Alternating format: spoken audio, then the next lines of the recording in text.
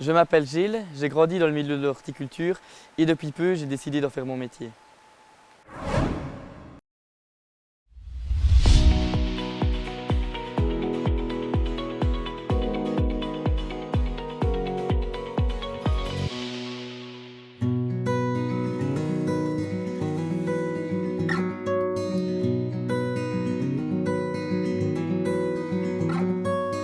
C'est une histoire de famille.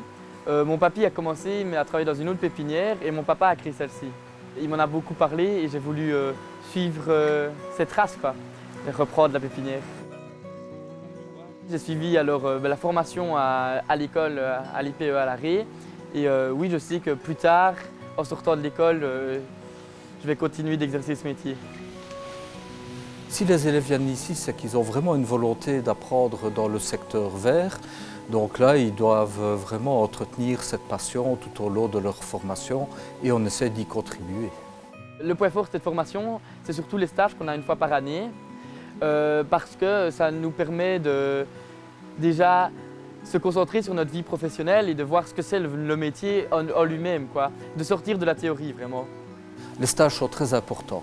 En 5e, 6e et 7e, il y a vraiment des stages qui sont hyper importants. Ça permet aux élèves de se confronter à la réalité en entreprise, même si c'est une courte période. Ça leur permet vraiment d'avoir déjà un pied dedans et il y a beaucoup d'élèves qui trouvent déjà un emploi via cette opportunité.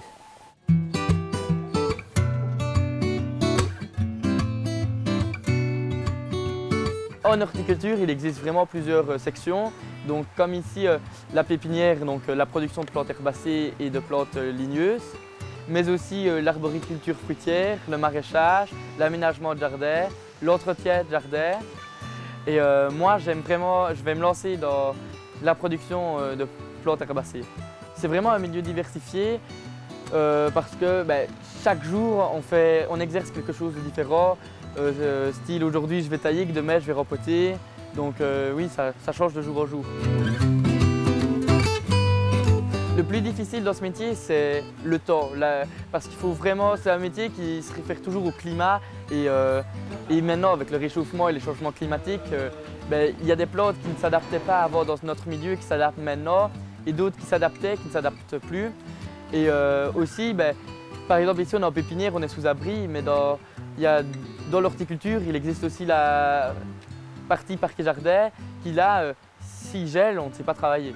C'est beaucoup de l'expérience et ici, comme dans l'entreprise, c'est de père en fils, donc il me redonne son expérience et je la redonnerai sûrement à mon fils. Mon plan de carrière idéal, ça serait ici pendant plusieurs années de venir aider mes parents, puis après d'agrandir l'établissement.